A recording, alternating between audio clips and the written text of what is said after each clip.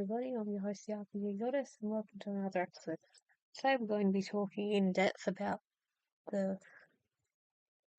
very exciting news of the Suikoden gacha game, or mobile game, called Suikoden Starlight. So there are quite a few things to discuss. Let's get into it. First of all, the original Suikoden came out in 1995 on the PlayStation 1, followed by Suikoden 2, also on the PlayStation 1, Suikoden 3, 4, and 5 on the PlayStation 2. The last one which we got, which was Suikoden 5 on the PS2, came out roughly about 2005. So it's been quite a long time since we've had a new entry. About 20 years. 30 years since the original game. That's not including the Suikoden 1 and 2 HD remasters that we now have. So with those in mind, we finally saw a revival to a much-loved franchise.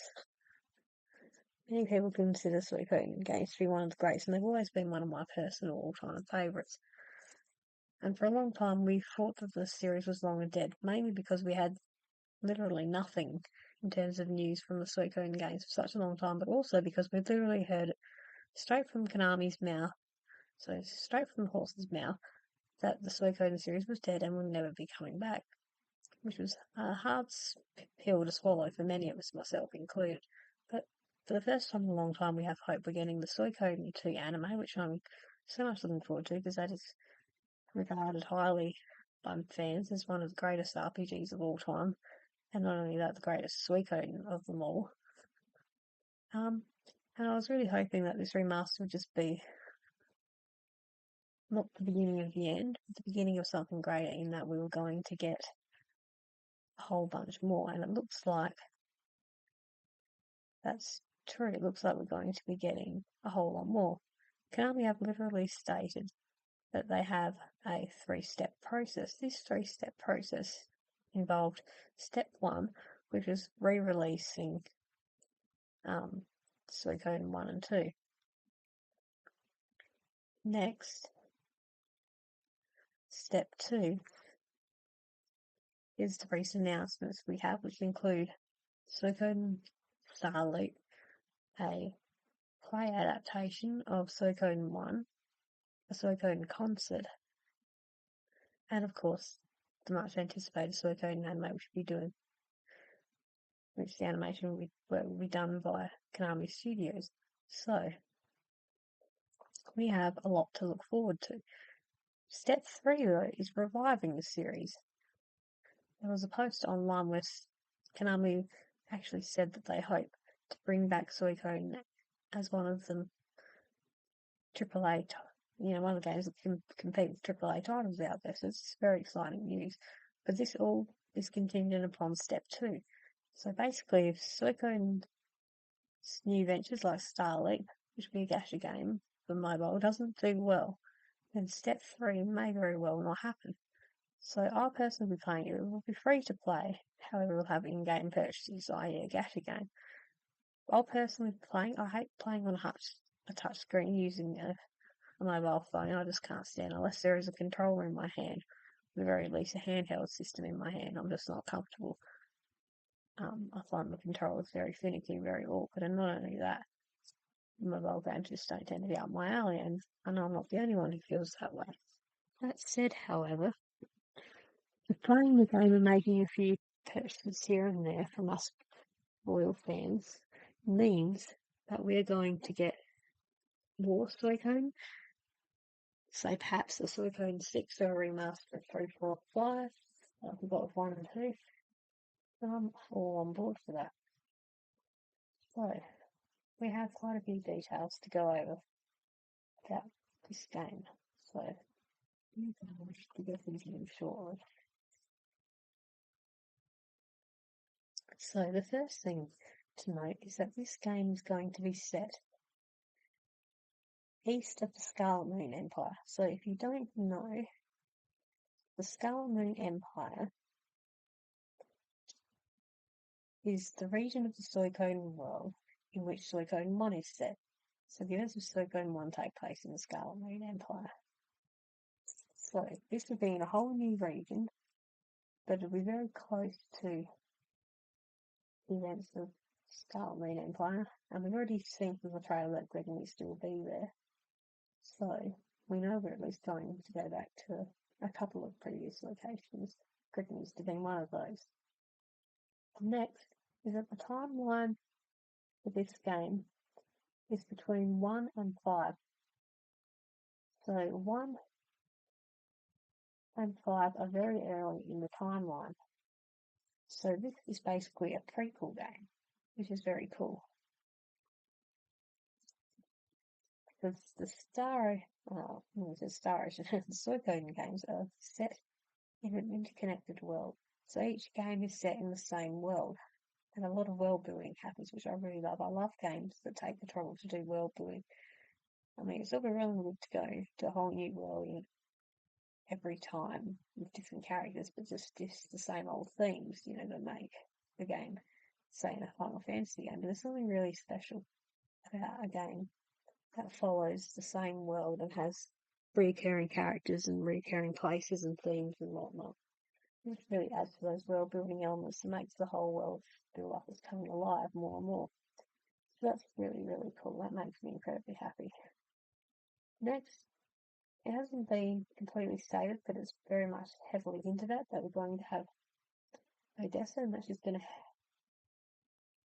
feature very heavily in the first chapter of the game, which is really, really cool. Odessa Silverbird is one of the main characters early on in Suikoden 1 who meets an untimely death, and she is the leader of the Liberation Army before Tyr takes over as her successor to the Liberation Army. And this is going to focus on the story of how the Liberation Army was formed. That's going to be one of the elements of it, so that's really cool. So we get to see its beginnings and how Odessa came to be a member of that resistance and what led her to that. Spoiler alert, I know some of my lore that before she was involved with Flick as her partner, Odessa was involved with another man who was killed by the Empire, and that was one of the key things that drove her to join the Liberation Army in order to avenge her partner's death. So that's a really cool little element. You're going to get to know a lot more about her and her backstory, which is really cool. Another cool element is that we're going to have a few recurring characters. A couple of characters I noticed that we saw in the trailers: Flick, Victor, Vicky, and a character that looked like Humphrey, but I'm not 100% sure. So we know we're going to get characters from previous games. And part of the reason we know that is because we've seen them. But the other part is that this game is called Starleap, and the reason it's going to be called Starleap is it's going to be quote-unquote leaping through time. I'm wondering how they actually implement this leaping through time. I'm wondering if it's involving Vicky, because we do see Vicky teleporting, and Vicky we know can teleport through time and space. So having her be the one to teleport us around through the eras would be a really cool way to implement Vicky and implement that time travel element. And time travel is not really an element that we've seen much in the Suikoden series. So that would be a really cool little element and a good plot device to explain how it's possible to have characters from previous games appear, because chronologically many of them shouldn't be appearing, especially this early in the timeline that this game is set. So knowing that this is how they're going to do it is very, very cool. And as I said before, we're going to get a few recurring cities like Westminster. I'm not 100% sure, but I think I saw Rockland in the trailer. So that might be another potential city that we go to, if I'm correct about that. The next thing to note is that although this game is going to be a gacha game, it will involve microtransactions. The main 108 stars of Destiny, because there will be the usual 108 stars of Destiny to recruit, are all free. So if you don't want to spend any money on this game, you won't have to. But spending money will give you certain bonuses. And one of the bonuses will be to get special characters like, I don't know, say Meg or Jean or, I don't know, whoever it may be, a character from one of the previous games, if you'd like to have them as a special bonus character, you can spend money in order to do so. Another element that we're going to see involving spending money is that if you want to increase the speed in which your castle upgrades, you can spend real money to do so, which I kind of don't like because it will kind of be like, my base is upgrading, but it's upgrading really slowly. I would spend that money with upgrading even quicker, and it's going to be tempting to want to do so, and I don't like games that have in-game purchase. Personally, I'm very against them. I think they're very predatory. I think if you're going to have to spend money on a game, say $80, $100, whatever it is you pay for it, that should be all the game costs, and you shouldn't be expected to spend more money to get it. But considering that this game is going to be free, they have to make their money somehow. And making their money through these microtransactions is obviously how they're going to be doing that, so we really can't complain too much. We're not getting a completely raw deal. The money and the scratch has to be made somehow. And if they don't make that money, then we can't expect anything in terms of future releases, can we? So beggars can't be choosers. We have to be grateful for what we're getting in this instance.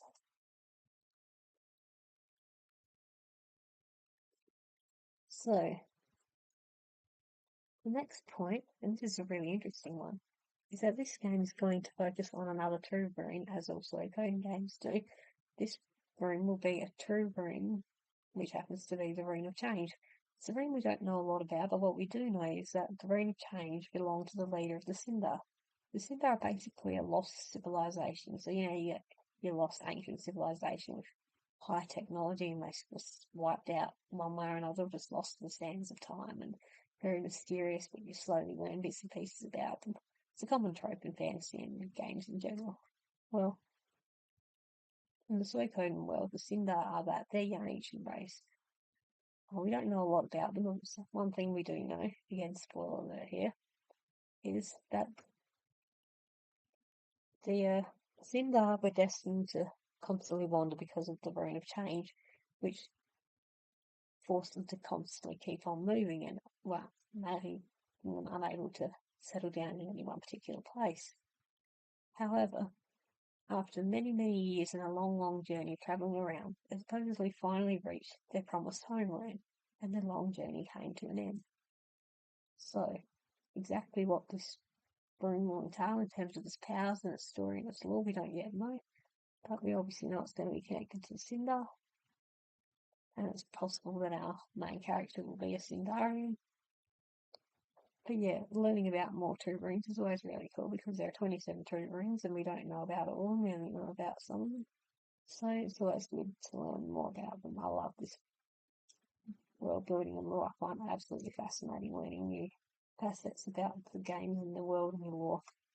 So that's really cool to know. Also, from what I can see, this is something that I'm not quite too happy about because it's a very small party. From what I can see in the trailer, we are only going to be getting a party of 3 members in battle. So our battle formation will only have 3 party members, which is not a lot. From what I can see of the trailer, this seems to be the case. I think consider that there's 108 characters.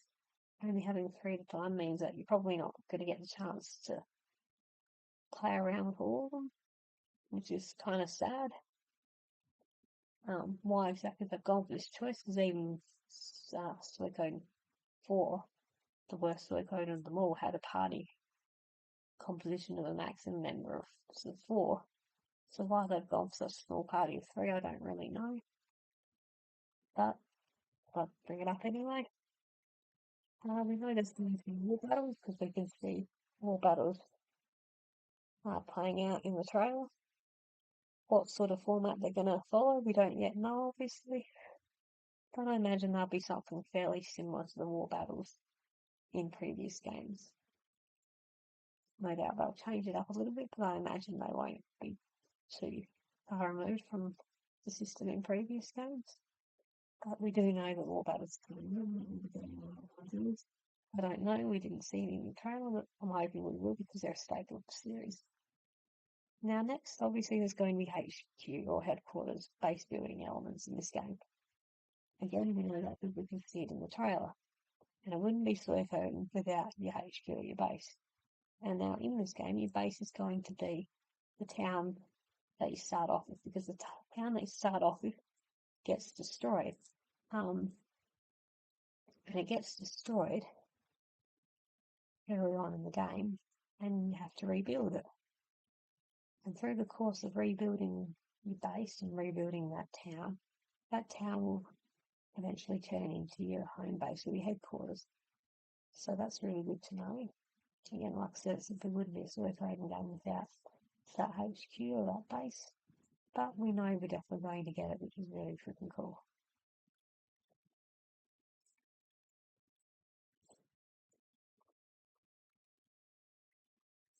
Now, another element, and this is pretty obvious just by looking at the trailer, they've gone for the HD 2D style. So as you can see, the characters all have sprite work, and we have a mix of 2D or 3D animation. You describe it as that Octopath or Dragon Quest III remaster style. And I really love that style. It's become my new favourite style and perfectly blends that mix of old and new, because it would have been very easy for them to go for the full 3D look for a new Suikoden game. But I think this art style just works really well. Those 2D sprites look really, really good. As you can see, there's a lot of unique animations. We have a lot of unique sprite animations in previous Suikoden games. Suikoden 2 is an excellent example. It has many unique sprite animations, many which I've only seen a couple of times throughout the entire game, but they just have so much personality. And so it's really nice to see their use of that. And obviously we have these beautiful graphics that just look really amazing. In terms of the visuals and the graphics, I think they're absolutely spot on with this. I couldn't have asked for a better looking game. I really hope that they make future Suikoden games that they keep this particular style, because it looks really, really amazing.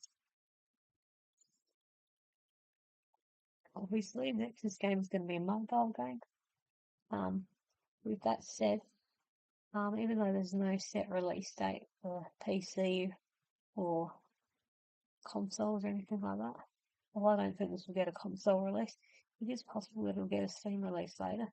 And the reason I say that is because there are quite a few games out there that start off as iOS or Android mobile games, and later on they get a port to Steam or PC.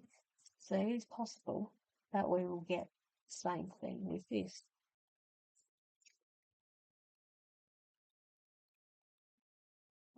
Next, we're going to also be getting a manga adaptation of this. I don't know if I'll be buying it, depends how attached I get to the story and the characters.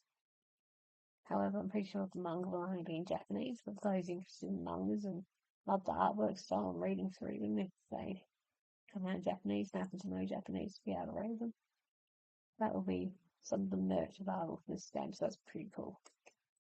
And to be done by the same person doing the art style for the game, I do believe. As I mentioned before, we're going to be jumping through eras, which is really cool. I really hope they use Wiki. I think it should be the perfect way to have those jumping through eras, but that's just a really cool little element. It's giving Chrono Trigger vibes. Next, the hero doesn't have a name, because in typical Suikoden fashion, it's going to be a silent protagonist that you name yourself. So that's pretty cool. I really don't care whether the games have a silent protagonist or not, because even if they don't talk, the other characters pick up the slack and it makes a nice self-insert for the player to attach themselves to the main character. But yeah, in typical Suikoden fashion, it'll be a silent protagonist.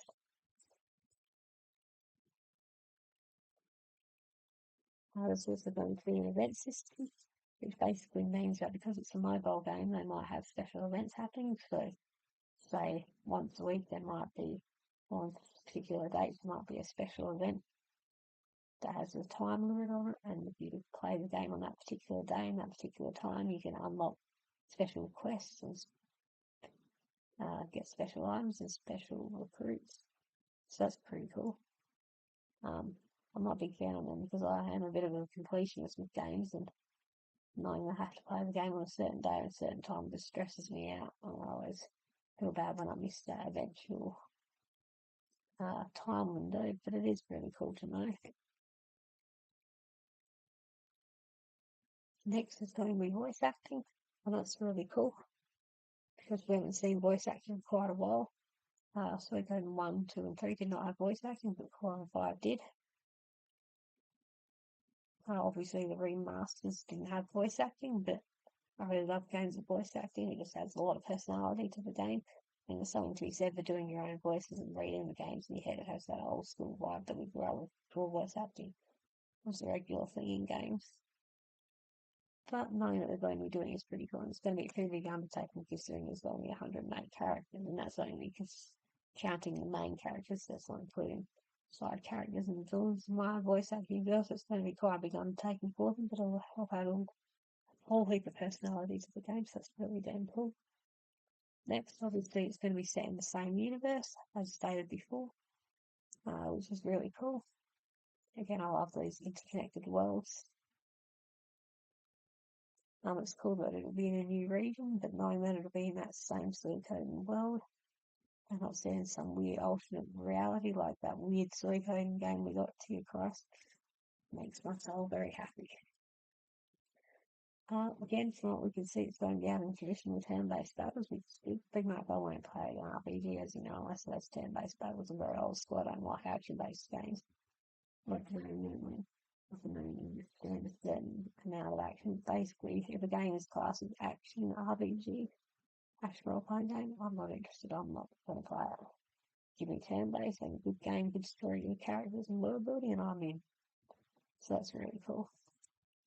So I was a little bit worried whether it was going to be turn-based or not when I heard it was going to be for mobile, but it looks like it's going to be, so that's pretty damn cool. I will definitely be playing it.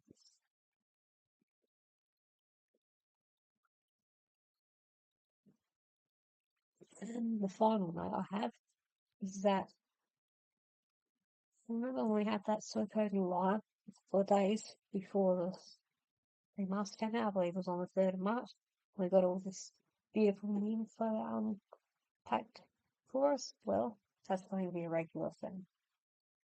From what I can tell from watching the live stream, Konami fully plan on doing more live streams in the future.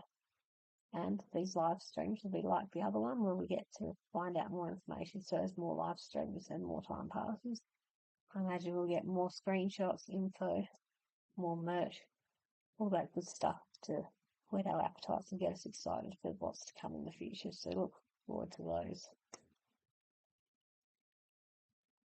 But finally, I want to go over, and forgive me for not already pulling up this tab, but we're going to go to the official Suikoden Starlight website and have a read through of the information on that.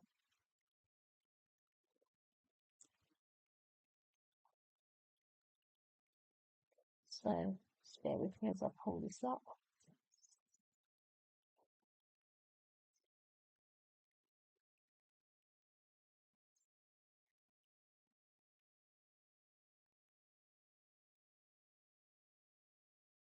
Actually, my internet's a bit slow at the moment, so I'm hotspotting my phone.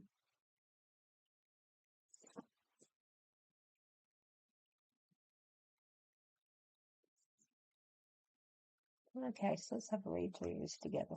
So, story. The Reign of Change is one of the 27 true runes that are said to have created the world.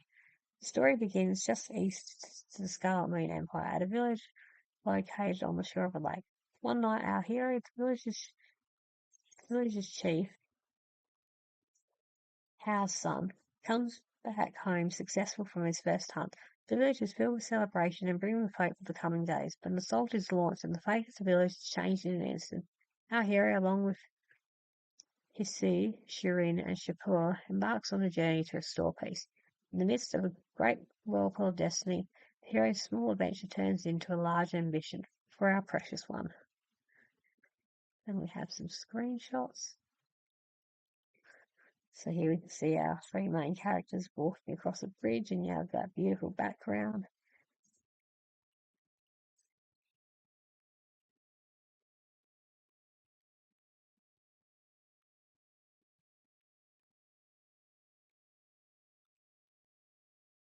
Again, here's my slow internet, guys.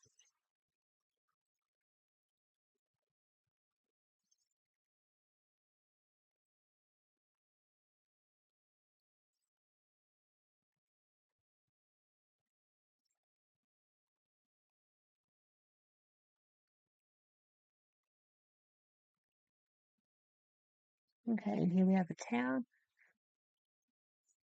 and it looks really cool. You can see these big steps and lots of buildings in the background. Some is beautiful.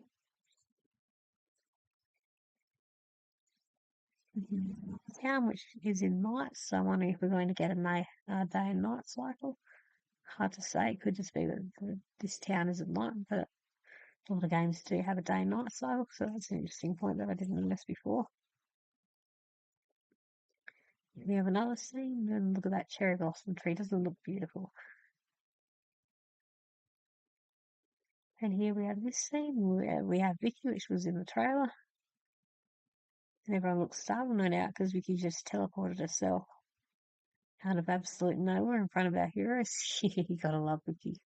Silly little girl. Yeah, it's so damn cool. And so pretty too. It's very beautiful. Next, another screenshot from the trailer. Here we have Flick and Victor. I'm sure that's Flick and Victor. And this character here in the middle, I'm not sure, but it looks like Humphrey. That's what I was saying before about thinking Humphrey was in it, but I could be wrong. Next, we have our party members fighting against some bands. Where here actually looks like there's 4 party members, so maybe it is a party member of 6, or because looking here, looks like there's 2 empty slots, so maybe it's a 6-party member battle system. I could be wrong about that. If so, I'm sorry for that, guys. It was just a guess. And here we have a war battle.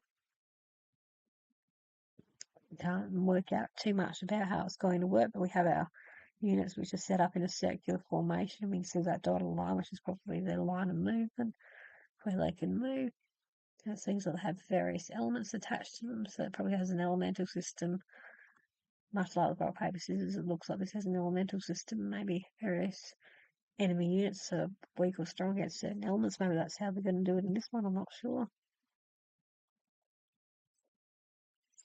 And that's it for those screenshots. Next, character. The protagonist of this story and the son of the village How. He's kind, courageous, and charming. He looks really cool. Looks like he has a star rod type weapon, which is pretty cool. Now, if we click on these, we can see some other characters. Here we have Hisui, a servant that works in the hero's house. Due to reasons unknown, she is suppressing her emotions. However, she is a cheerful and kind girl by nature.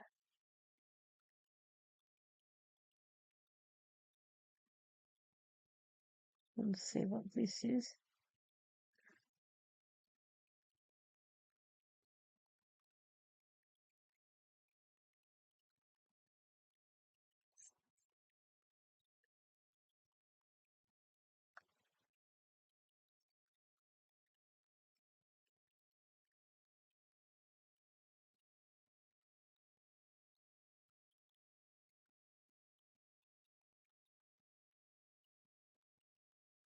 Getting Gremio guides.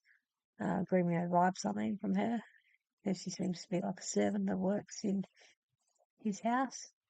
Since I missed this one, let's have a look at this little video for our main character.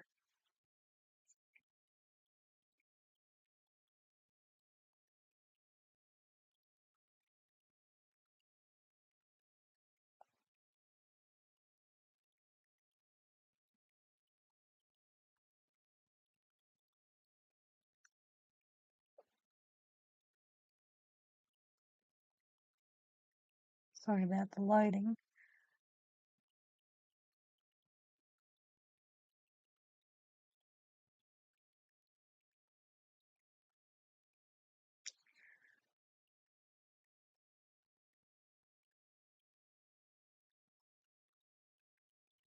Very cool. Next we have How, chief of the village and Harper Dairy. He used to be a fiery fighter, but he brought the ruffians together and created a new village. Other than that, his past is shrouded in mystery, but he seems to have relations with many important people in various countries. He looks very strong. I like his look a lot.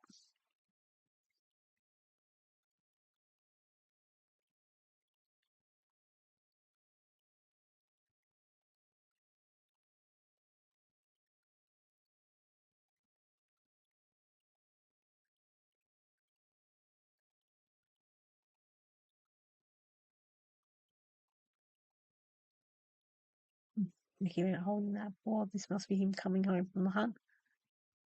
Looks like the villagers will be eating well tonight. This must be before the feast.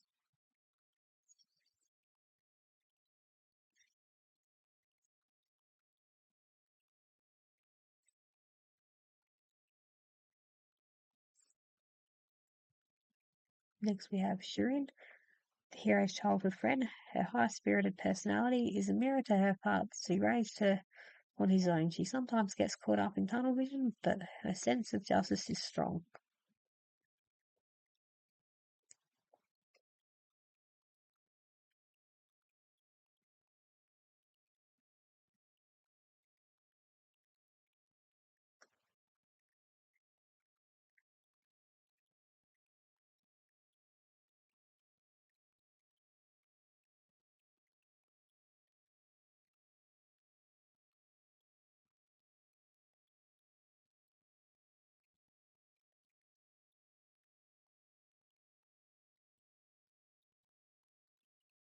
I'm getting anatomy vibes here. Remember that theme? Anatomy, if you know, you know. And finally, we have this character,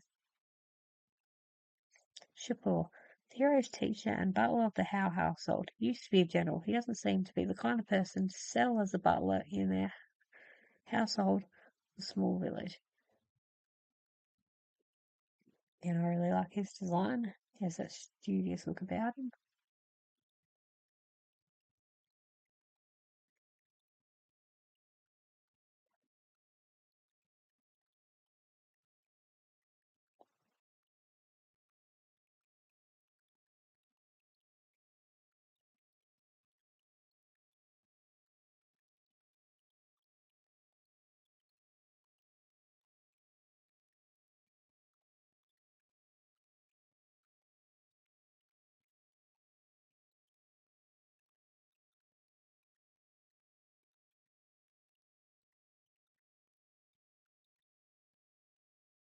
Come on, hurry up and load.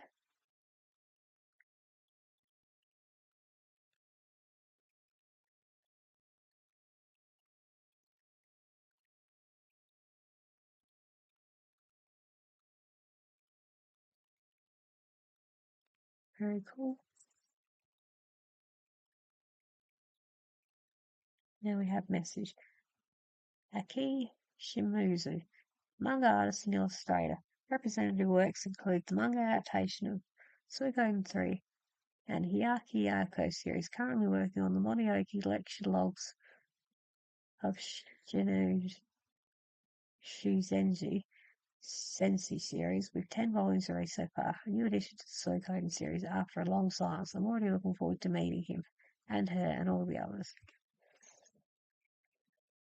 We have products, Suikoden Starlink, iOS, Android, genre RPG, free to play, includes in-game purchases.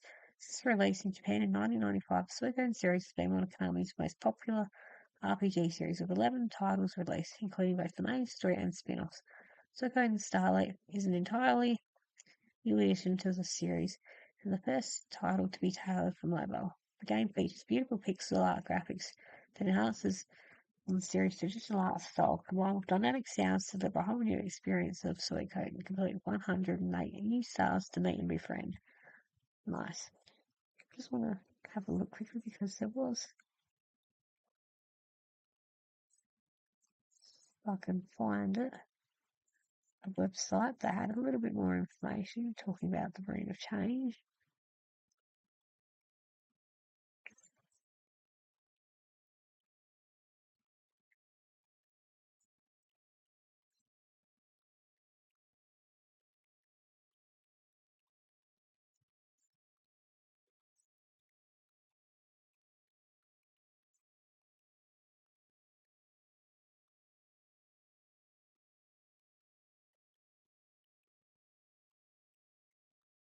here we go. So, Suikoden Starlink is a free-to-play strategy role-playing game developed by Mithra and published by Konami Digital Entertainment about a new story about the 108 stars about the Marines begins. Since its release in Japan in 1995, Suikoden series has been one of Konami's most popular series with 11 titles released, including both the main story and the spin-offs. Okay, I've already read this. Anyway, so let's go to the next part of the story. The Ring of Change is one of the 27 true rings that are said to have created the world. The story begins just east to the giant Scarlet Moon Empire at a village located on the shore of a lake. One night, our hero, the village chief Howe's son, comes back home successful from his first hunt.